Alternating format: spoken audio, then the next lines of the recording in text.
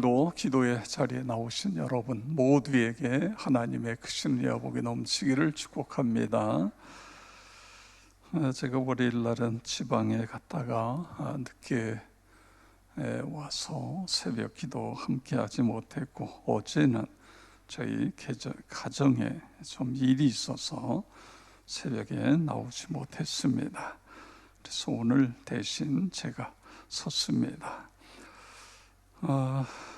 오늘 본문에는 예수님이 제자들을 데리고 지중해 변에 있습니다. 시돈 두로라고 하는 지역, 예루살렘에서는 굉장히 먼 거리입니다.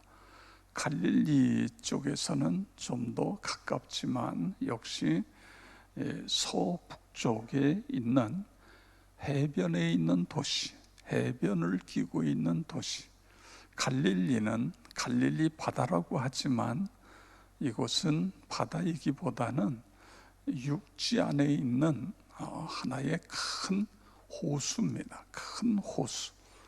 근데 이제 이스라엘 사람들은 그 땅에는 바다가 없으니까 이렇게 큰 호수라 그러면 바다 이렇게 부릅니다. 그래서 갈릴리 호수지만 이 사람들은 갈릴리 바다 이렇게 부르고 있습니다.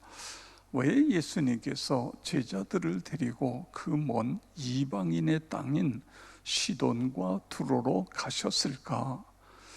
거기에는 두 가지를 생각할 수 있습니다. 첫째는 제자들로 하여금 좀 쉬면서 그들에게 예수님께서 가르쳐야 될 좀 한적한 것, 어디나 예수님 가시면 사람이 구름대처럼, 예수님을 필요로 하는 사람들이 구름대처럼 몰려오잖아요.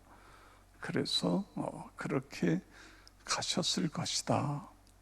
또 하나는 그곳에도 구원받아야 될 영혼이 있기 때문에 예수님이 그곳에 가셨을 것이다. 이렇게 추측할 수 있습니다. 여하튼 예수님이 두로와 시돈 지역으로 제자들을 데리고 가십니다.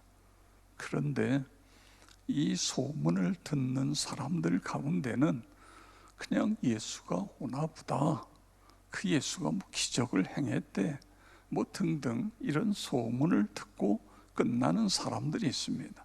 그런데 그 중에 예수님이 꼭 필요한 사람이 있었습니다. 그의 딸은 귀신이 들렸어요.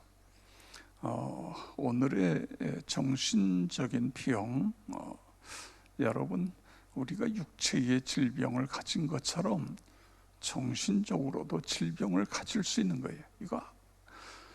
우리는 그동안 정신적인 질병을 가지면 이건 무슨 큰 흉이나 되는 것처럼 이렇게 생각했는데 그게 아니에요. 정신적으로 문제가 되면 병원에 가는 거예요. 기도하고 병원에 가고, 우리가 육체의 질병이 있으면 병원에 가는 것처럼 똑같은 거예요. 이걸 이상하게 생각해야 될 이유가 하나도 없습니다.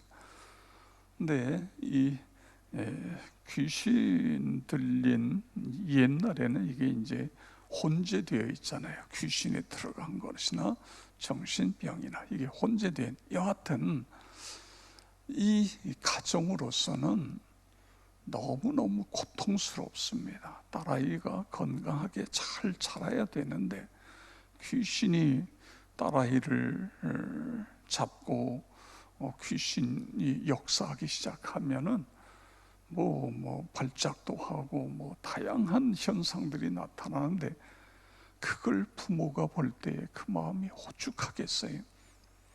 그래서 소문을 들었을 것입니다. 그리고는 소문을 듣고는 이 여인은 예수님에 대해서 좀 더 구체적으로 이렇게 저렇게 다양하게 알아보았을 거예요.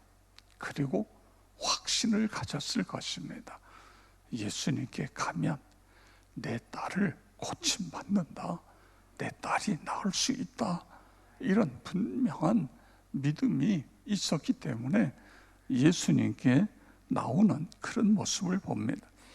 저는 이 말씀을 묵상하면서 응답받는 기도 생활이 거기서 끝나는 것이 아니라 더 나아가서 응답을 받을 뿐만 아니라 예수님을 감동시키는 기도 생활, 예수님을 감동시키는 기도 생활을 하려면 우리가 어떻게 해야 되느냐, 이걸 오늘 본문은 우리에게 말씀해 주고 있는 것입니다.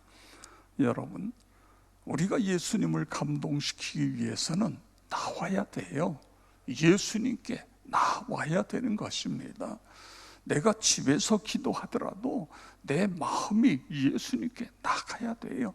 할 수 있다고 한다면 자리를 박차고 교회로 나오는 거예요. 여러분, 집에서 기도하는 것과 교회까지 나와서 내가 하나님께 기도하는 것과 하나님께서 보실 때에 다르잖아요. 우리가 영상으로만 예배 드릴 때 여러분 어땠습니까? 내가 아무리 신령과 진리로 예배를 드린다고 그래도 집에서 예배를 드리다 보니까 이게 형식적이 될 수도 있고, 정말 어떤 분들은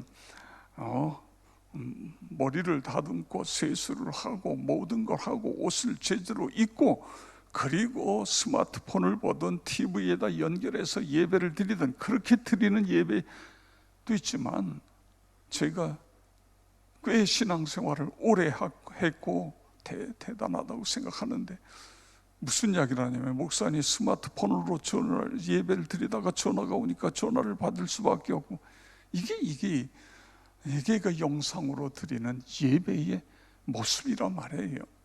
그래서 우리가 하나님 앞에 나온다는 게 너무너무 중요한 거예요. 이 여인이 예수님께로 나왔어요. 이렇게 나온다는 것, 우리가 새벽에 하나님 앞에 나와서 기도하는 것, 이게 중요하다 그거예요. 자, 그 다음에 두 번째로 주님을 감동시키는 기도 생활은 분명한 신앙 고백이 있어야 됩니다. 내가 믿는 예수님은 나에게 어떤 분인가, 그거예요.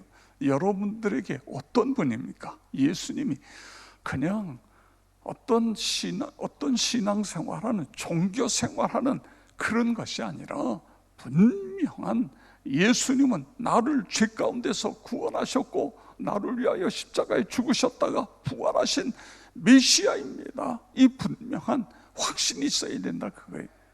도대체 이 여인이 어디서 무슨 이야기를 들었는지 예수님께 나와서 뭘 이야기해요? 주 다윗의 자손이요, 이렇게 이야기해요. 이 고백은요, 당신은 이미 구약시대부터 예언되어져 온 메시아인 것을 내가 믿습니다. 이 고백입니다. 다윗의 자손이라고 표현하는 것은 다윗의 혈통을 통해서 예수님을 이 세상에 보내신다고 하는 여기에 대한 분명한 믿음이 있었기 때문에 이런 고백을 하고 있는 것입니다.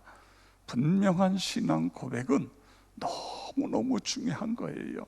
우리가 기도할 때마다 주님 이렇게 부르는 건 그냥 어떻게 기도의 시작을 위해서 주님이 아니라, 기도할 때의 주님이라는 건 예수님 나의 주인이십니다. 할렐루야.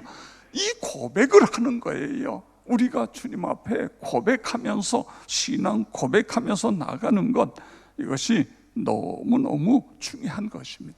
15장 앞에 어제 여러분 우리 박 목사님하고 말씀을 통해 봤습니다만, 이 모습과 얼마나 차이가 있어요. 소위 성경의 박사라고 하는 바리새인, 서기관, 이 사람들은 지금 뭘 이야기해요?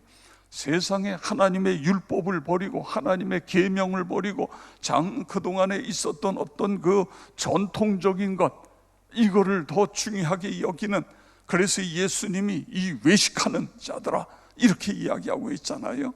그렇습니다. 이 모습과 오늘 여기에 나오는 이 가난한 여인, 수로보니게라고 하는 이 여인, 이 사람은 제대로 예수님을 만나보지도 못했고 예수의 복음을 들어보지도 못했는데 어디서 무슨 이야기를 들었는지 지금 이렇게 고백하고 있는 것을 볼 수 있습니다. 세 번째로, 우리가 주님을 감동시키는 기도 생활은 여기 소리질러 이르되 이렇게 이야기했어요. 소리질러 이르되, 이것은 기도의 형태입니다. 여러분, 어떤 사람은요 소리를 질러야 하나님이 들으시는 것 같아요. 물론 소리 안 지른다고 하나님이 안 들으시는 건 아니에요. 마음으로 기도해도 침묵으로 기도해도 하나님 들으세요. 그런데 그 사람은 그런 형태의 기도의 형태로 굳어졌어요. 그 사람을 나무라면 안 돼요. 그렇게 기도해야 그 사람은 돼요. 그런데 또 어떤 사람은 나와서 조용히 그냥 주님과 나와 조용히 묵상으로 기도해야 기도가 되는 거예요. 이게 이제 어떻게 보면 기도의 색깔이라고 그래야 될까? 기도의 형태인 것이죠. 그래서 이제 우리가 이 통성으로 기도할 때 음악을 틀어놓는 것은 소리를 낼 사람은 소리를 내고 침묵으로 기도할 사람은 이 찬송가를 들으면서 침묵으로 기도하고 그렇게 하기 위해서 그렇게 한 것입니다. 그런데 이제 문제는 이 새벽 기도 전에가 문제예요. 여기에 어떤 사람은 와서 막 소리를 내서 기도하고 어떤 사람은 침묵으로 기도해야 기도가 되는데 이게 문제가 되는 거예요. 서로 노력을 해야 됩니다. 나만의 공간이 아니라 우리의 공간이기 때문에 서로를 배려할 수 있는 그런 마음의 자세가 중요하다. 우리는 한 가족, 한 공동체이기 때문에 그렇습니다. 여하튼 지금 이 사람은 소리를 지르면서 뭐라고 그래요? 나를 불쌍히 여기소서 내 딸이 흉악하게 귀신 들렸나이다. 어떻게 보면 이게 구체적인 기도 제목 같지 않아요? 예수님, 내 딸이 귀신 들렸어요. 내 딸에게서 귀신을 쫓아내 주세요. 이렇게 해야 좀 더 구체적인 것 같은데, 그런데 지금 이 여인은 나를 불쌍히 여겨주세요. 지금 내 딸로 인해서 그 엄마, 그 딸이 고통받는 모습을 보는 그 엄마의 아픔을 예수님께 아뢰고 있는 거예요. 그렇기 때문에 이건 어떻게 보면 구체적인 제목이 아닌 것 같지만 사실은 구체적인 것이. 이게 무슨 이야기죠? 나를 불쌍히 여겨주세요. 내 딸이 귀신 들렸나이다. 내 딸 고쳐달라는 이야기 아니에요. 결국은 그렇습니다. 이렇게 우리가 하나님 앞에 기도할 때에 소리를 지르든 침묵으로 기도하든 중요한 것은 분명하게 그렇습니다. 우리가 대화할 때도요, 이 사람이 이 이야기를 하나 저 이야기를 하나 도대체 뭘 이야기를 하는지 전혀 감이 안 잡히는 경우가 있어요. 이게 얼마나 속상해요. 답답해요. 속상한 게 아니라 답답하지. 아니 뭘 이야기하는 거예요 도대체 지금 뭘. 그렇습니다. 그래서 우리가 대화할 때에도 물론 알아들을 수 있도록 돌려서 이야기하는 경우도 있지만 그렇지 않을 때에는 분명하게 내가 이 이야기를 하고자 하는 이야기를 조리 있게 분명하게 이야기하는 훈련을 하는 것, 이것도 굉장히 중요한 것입니다. 여하튼 지금 내 딸이 흉악한 귀신에 들렸나이다, 그렇게 표현하고 있어요. 그런데 예수님 어떻게 하시죠? 아무 말씀도 안 하고 계세요. 세상에 내가 상대방에게 이야기했는데 상대방이 아무 이야기를 안 하면 이건 뭐죠? 어떻게 보면 무시당하는 거잖아요. 무시. 그런데도 이 여인 보십시오. 또 제자들이 나서요. 이제 그러니까 예수님, 지금 저 여인이요 소리 지르고 있잖아요. 이제 예수님 보내세요. 저 여인을 보내세요. 두 가지입니다. 예수님, 저 여인의 문제 해결해 주셔서 보내세요. 이런 의미도 있고, 아니면 그것도 아니면 그냥 보내시든지, 이건 보내야 되잖아요. 저렇게 막 소리를 지르는데 그런 의미예요. 그랬더니 예수님이 거기다가 대고 무슨 이야기를 해요?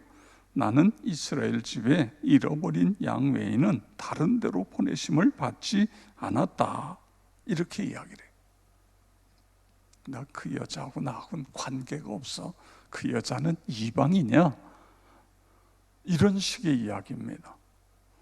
그러면 만약에 여러분이 이 여인이라면 여러분 어떻게 했어요? 그런데 이 여자 어떻게 하고 있죠? 예수님께 와서 절을 하면서 저를 도와주세요. 예수님 도와주세요. 그랬더니 예수님 한 수도 떠요. 자녀의 떡을 취하여 개에게 던짐이 마땅치 아니하니라, 이렇게 이야기를 해요. 그런데 여러분, 이것은요, 예수님이 이 이방인이기 때문에 이 여인을 무시하고 개 취급하는 거 아니에요. 지금 이 예수님이 뭐라고 했죠? 이 여인이 자기의 딸을 고칠 수 있는 그런 믿음을 가지고 있느냐, 그걸 지금 테스트하고 있는 거잖아요. 만약에 무시했다 그러면 이게 성경에 기록될 이유가 하나도 없어요. 예수님 그런 분이 아니잖아요. 그렇습니다. 정말 이러한 확신이 있는가, 이런 믿음이 있는가, 그걸 계속 지금 테스트해 보는 거예요. 그랬더니요, 이 여인 참 어떻게 보면 지혜롭다. 이 정도 되면 말문이 딱 맥히잖아요. 뭐야 도대체, 내가 그동안 들어온 것하고는 내가 알고 있는 그 예수 아니잖아. 도대체 어떻게 이렇게 이야기를 할 수 있어? 그럴 수 있잖아요. 그런데 어떻게 이야기하죠? 올소이다. 그런데 개들도 주인의 상에서 떨어지는 부스러기를 먹나이다, 이렇게 이야기하는 거예요. 그러니까 나에게 부스러기의 은혜라도 나에게 좀 주세요, 이런 이야기예요. 그러니까 예수님이 너무너무 감동이 되셨어요. 이게 예수님을 감동케 하는 기도 생활입니다. 응답을 넘어 예수님을 감동케 하는 신앙. 내 믿음이 크도다, 내 소원대로 되리라. 그랬더니 어떤 일이 일어나요? 딸이 고침을 받는 사건입니다. 참 우리에게 믿음이 들어간다는 것이 참 쉽지 않다. 이미 앞에서 오병이어의 사건이 일어났는데 지금 뒤에 칠병이어의 사건이 또 일어나잖아요. 떡이 없으면 지금 이 많은 사람들에게 먹을 것을 줘라 그러면 예수님에게 자신들이 가지고 있는 떡을 가지고 와서 예수님 이거밖에 없는데요, 그리고 내놔야 되잖아요. 근데 그렇게 하고 있지 않는 뒷모습을 볼 수 있어요. 우리에게 믿음이 들어간다는 것은 어떻게 보면 깊은 영적인 체험이 이루어져야 돼요. 그래서 하늘이 무너져도 예수는 나의 주 그리스도이십니다. 내 기도를 응답하시는 분이십니다. 내 문제를 해결해 주시는 분이십니다. 이 분명한 확신을 갖고 우리가 신앙생활할 때에 그 앞에 하나님이 함께 하시는 거예요. 하나님을 의지하는 삶이 되어지는 것입니다. 나와 여러분 모두가 그렇게 되어지기를 주의 이름으로 축원합니다. 아버지 하나님, 우리가 응답받는 기도 생활을 넘어 주님께 칭찬받는 기도 생활, 우리 모두 다 할 수 있도록 인도하여 주시옵소서. 분명한 신앙 고백, 그리고 주님 앞에 나아가는, 그리고 주님 앞에 간곡하게 소원을 아뢰는 그런 신앙이 다 되게 하여 주시옵소서. 응답받을 때까지 뒤로 물러서지 않는 그런 신앙이 되게 하여 주시옵소서. 새벽을 깨우는 우리 사랑하는 모든 성도 한 분 한 분 기억하시고 안수하여 주시옵소서. 성령 충만하여 하나님 앞에 기쁨이 되고 하나님의 자랑이 되게 하여 주시옵소서. 모든 질병의 낙함, 어둠의 세력은 예수 그리스도의 이름으로 묶임을 받고 떠나갈지어다. 치유와 회복이 일어나게 하여 주시옵소서. 이 새벽 재단이 기적의 장소, 응답의 장소가 되게 하여 줄 것을 믿습니다. 부흥의 근원지 행복 발전소가 되게 하여 주시옵소서.